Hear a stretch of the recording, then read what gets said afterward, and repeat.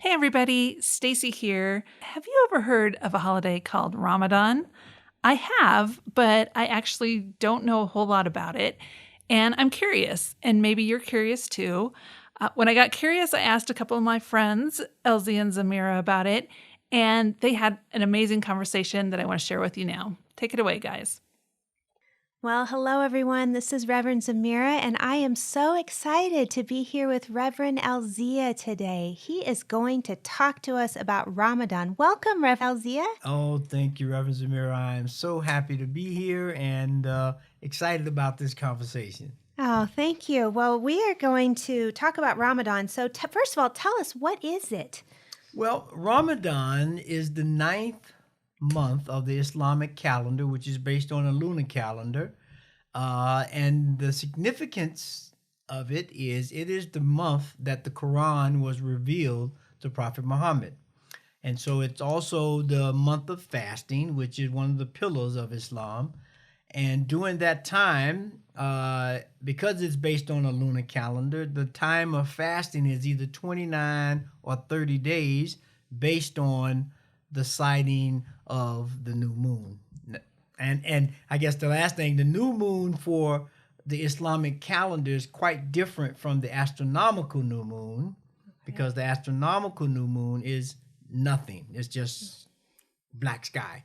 Whereas for those calendars that are on a lunar calendar, you have to see a slither of the moon. So, and that's when the fast starts, when they see that slither.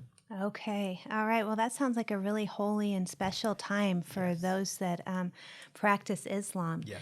And so you told us that it's in the ninth month. Could you just paint a little bit of the scene? Like, what does it look like? How do you celebrate in your family and within everyone, kind of throughout the religion of Islam? Kind of, what does it look like? Yeah. Well, it really is a special time because fasting is the fourth pillar of Islam, or the third pillar rather.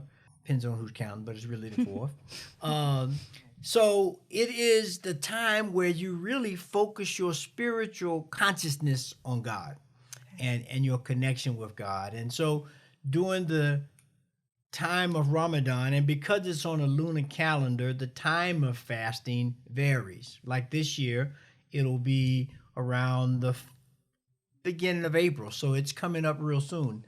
And so from there, you fast from just before the morning prayer, and you have a meal called iftar, which is when you eat before the sun rises, and then you have sahur before, and then you have iftar when the sun sets to break the fast.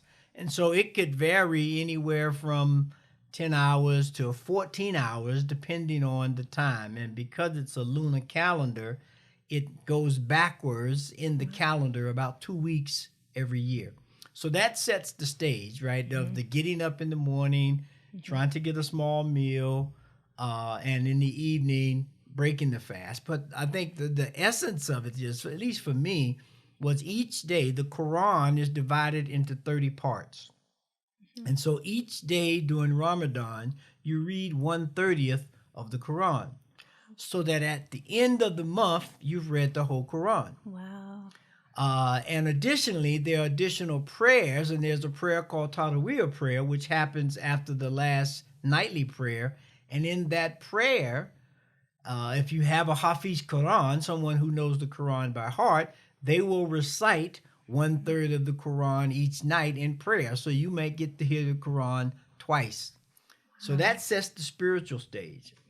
And then the breaking of the fast is a communal event.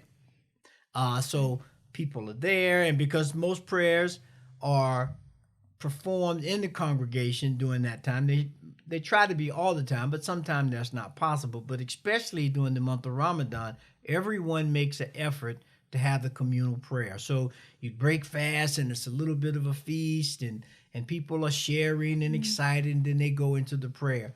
So it's a real spiritual and communal time during the fast, and it really sets a spiritual tone for the rest of the year. if it's embodied during that time. Oh, that sounds so beautiful. I wonder if you have kids, is there any special celebration for the kids during this time? So during the time, so one thing about the fast, if you're elder Mhm. or if you're pre-puberty, you don't have to fast, but oftentimes they do.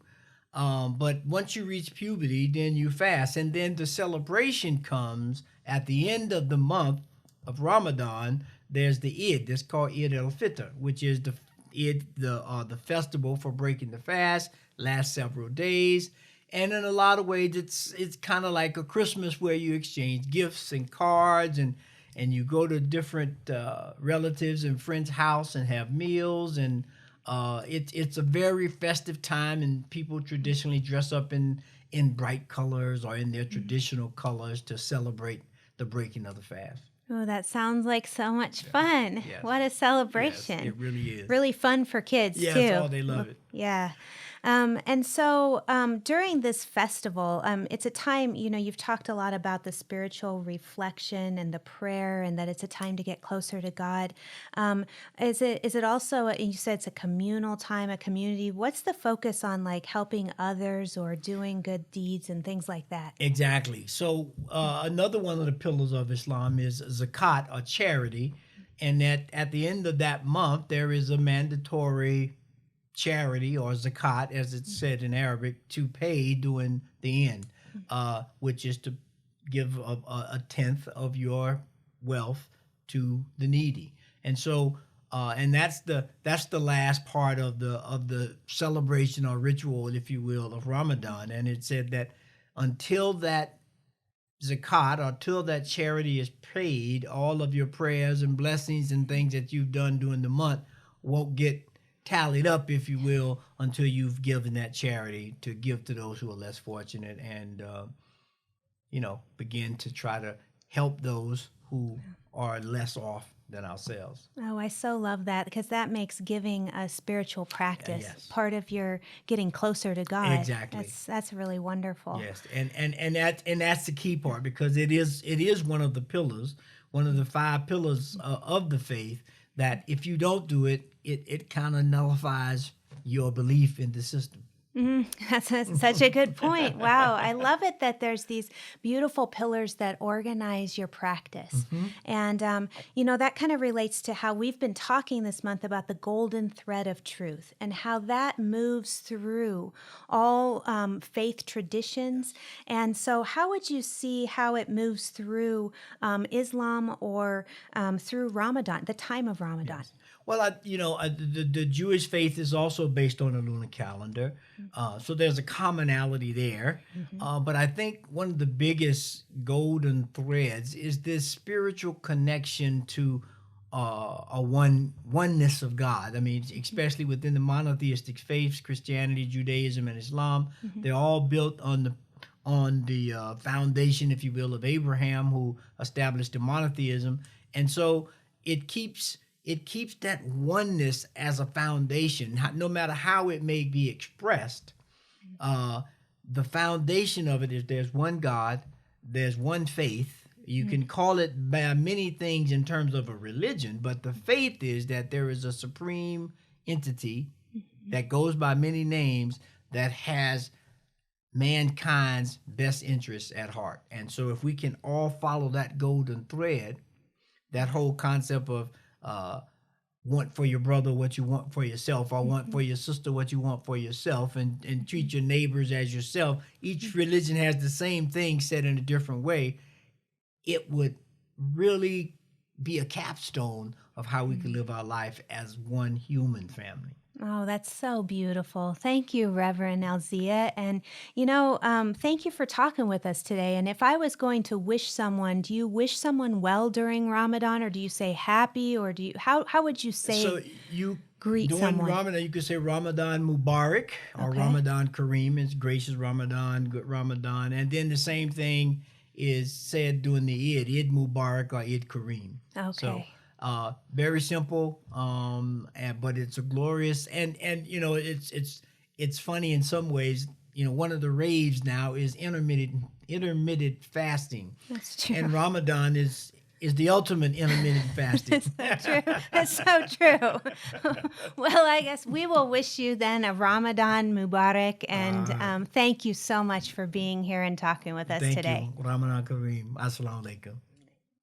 Hey, friends, thanks so much for taking some time to share, and thank you for listening. I am always so grateful when we get to spend time together. Until next time.